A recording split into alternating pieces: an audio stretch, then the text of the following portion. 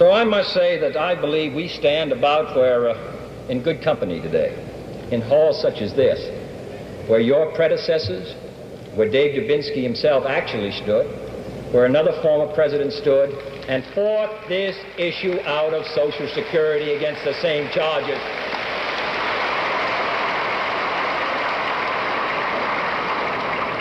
This argument that the government should stay out, that it saps our pioneer stock. I used to hear that argument when we were talking about raising the minimum wage to $1.25. I remember one day being asked to step out into the hall, and up the corridor came four distinguished-looking men with straw hats on and canes. They told me they had just flown in from a state in their private plane, and they wanted me to know that if we passed a bill providing for time and a half for service station attendants who were then working about 55 to 60 hours at straight time, it would sap their self-reliance. The fact of the matter is, what saps anyone's self-reliance is working 60 hours at straight time, or working at 85 or 95 or $1 an hour.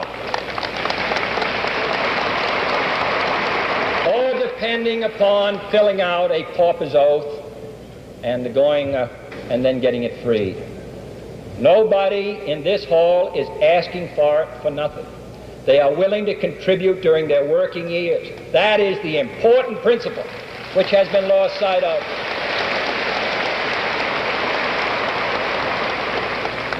I understand that there's going to be a program this week against this bill in which an English physician is going to come and talk about how bad their plans are. It may be, but he ought to talk about it in England, because his plan and what they do in England is entirely different. In England, the entire cost of medicine for people of all ages, all of it, doctors, the choice of doctors, hospitals, from the time you're born to the time you die, are included in a government program. But what we're talking about is entirely different. And I hope that while he's here, he and Dr. Spock and others who have joined us will come to see what we're trying to do. The fact of the matter is that what we are now talking about doing, most of the countries of Europe did years ago. The British did it 30 years ago. We are behind every country pretty nearly in Europe in this matter of medical care for our citizens. And then those who say that this should be left to private effort. In those hospitals in New Jersey where the doctors said they wouldn't treat anyone, who paid their hospital bills through Social Security, those hospitals and every other new hospital, the American people, all of us, contribute 1/2, 1 or 2/3 for every new hospital, the national government. We pay 55% of all the research done. We help young men become doctors. We are concerned with the progress of this country. And those who say that what we are now talking about spoils our great pioneer heritage should remember that the West was settled with two great actions by the national government.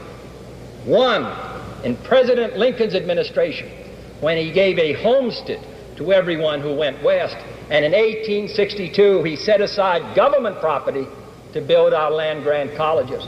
This cooperation between an alert and progressive citizenry and a progressive government is what has made this country great, and we shall continue as long as we have the opportunity to do so.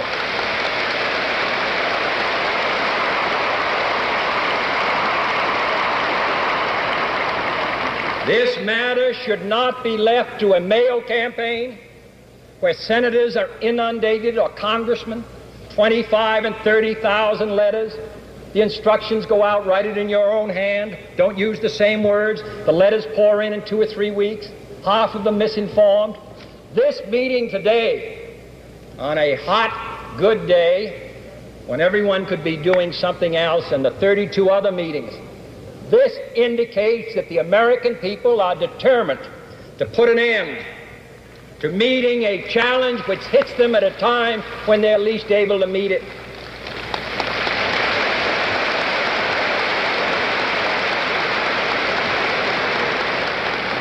And then finally, I had a letter last week saying you're going to take care of all the millionaires and they don't need it. I do not know how many millionaires we are talking about.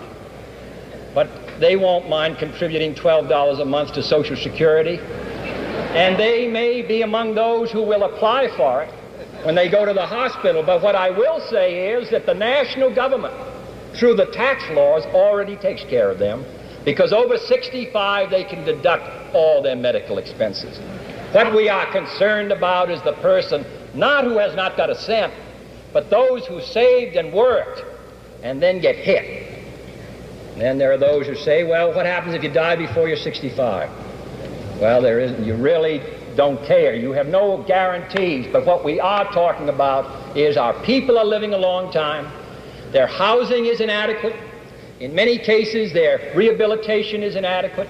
We've got great unfinished business in this country. And while this bill does not solve our problems in this area, I do not believe it is a valid argument to say this bill isn't going to do the job. It will not. But it will do part of it. Our housing bill last year for the elderly, that won't do the job, but it will begin. When we retrain workers, that won't take care of unemployment chronically in some areas, but it's a start. We aren't able overnight to solve all the problems that this country faces. But is that any good reason why we should say, let's not even try? That's what we're going to do today. We are trying. We are trying.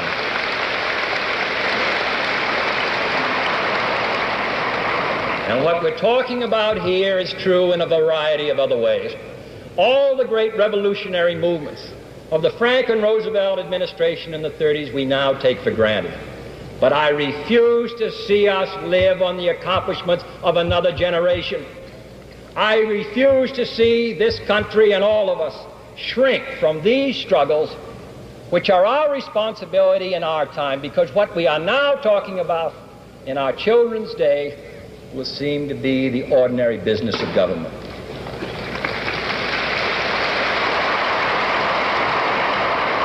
So I come here today as a citizen asking you to exert the most basic power which is contained in the Constitution of the United States and the Declaration of Independence, the right of a citizen to petition his government.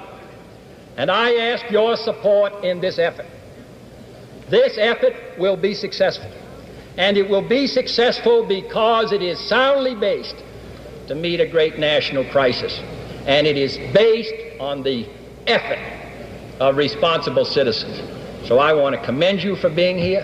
I think it's most appropriate that the President of the United States, whose business place is in Washington, should come to this city and participate in these rallies, because the business of government is the business of the people, and the people are right here.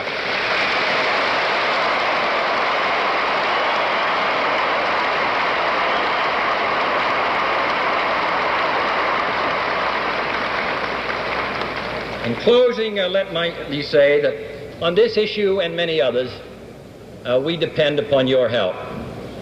This is the only way we can secure action to keep this country moving ahead, to have places to educate our children, to have decent housing, to do something about the millions of young children who leave our schools before they graduate.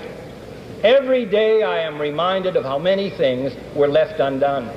30 years ago they provided that no drugs be put on the market which were unsafe for hogs and for cattle. We want to take the radical step of doing the same for human beings. Anyone who says that Woodrow Wilson, as great a president as he was, and Franklin Roosevelt and Harry Truman, that they did it all and we have nothing left to do now are wrong.